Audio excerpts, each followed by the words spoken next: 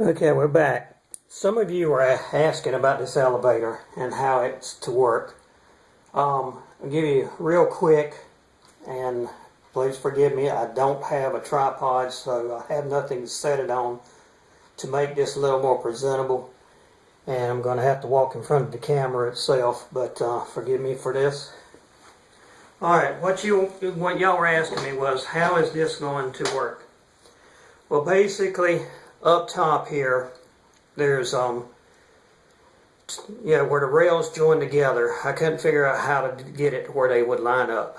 Well, what I did was I put track joiners on it, and I think I showed this in another video or told about it. And the track joiners slide onto and connect the rails and thereby keep them straight. I've run countless trains on them back and forth, and no issues. So I know it'll work.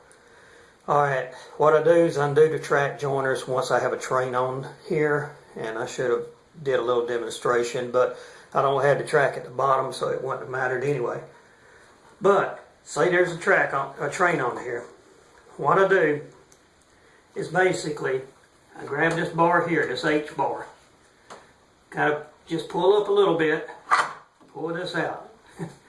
Reminds me of old days. This is kind of like an injection seat handle, and then you just slowly lower it down, and basically at the bottom it's got a little flooring that it just rests right on top of. Now let me show you.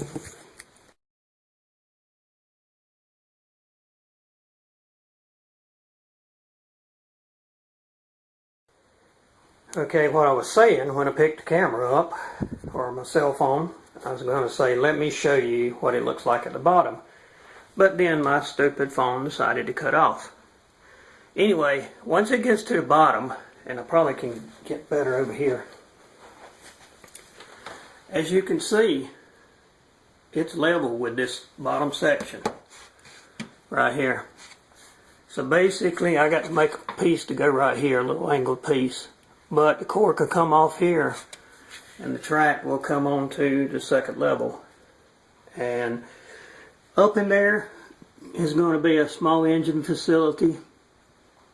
Yeah, I know, it's kind of hidden, and I hate that it is, and it may end up just being storage. I may just store all my engines in there and just leave it at that, since it's really not that visible.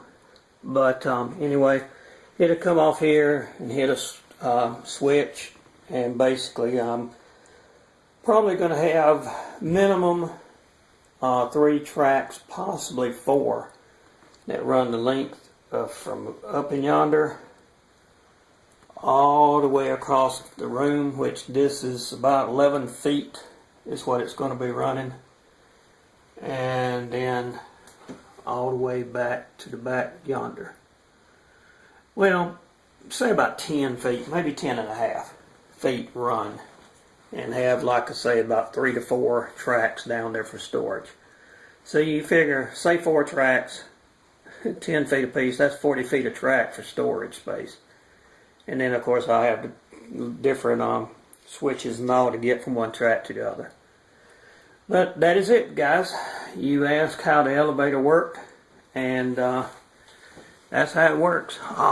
As you can see, this will be hidden by the mountain, so you won't notice unless you look directly into the mountain itself, because the mountain's going to start, the tunnel's going to start about here. So you'd have to look all up in here, and it's going to be dark anyway. So, but basically, that's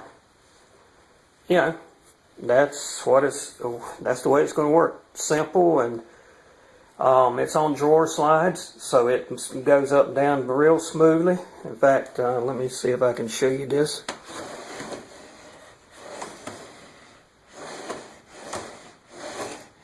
So as you can see, it goes up and down smoothly, gets to the bottom. As you can see, it's resting on this little flooring that I created. So it's not going to go anywhere, it's not going to go any farther down, so the track will always be lined up here. And then once again, like I said, when I get ready to bring trains up, and forgive me, looks like my camera support, that's another thing I want to work on, is get me better camera support. And Okay, yeah. I couldn't tell if it was working or not. Then just grab this when you're ready to come back up. Bring it back up to the top level, like this, and lock it in place. And basically put you, go over here to the track, which I know you're not seeing this, but just go back to the track over here, the rails, and put your rail joiners on, and you're back. So there you go.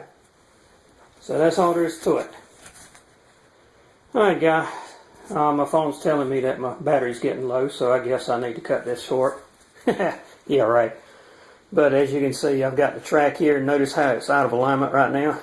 Well, you come in here and forgive me, but probably not going to be able to do this with one hand. But basically, you get the general idea of it. I come in here and there you go. Lock her in place. With two hands, it wouldn't take that long. But you come in here and lock her in place, and basically your rails are ready to go, for the train to come off. And pretty simple. No electricity, no electronics, no wiring, so no cables to break.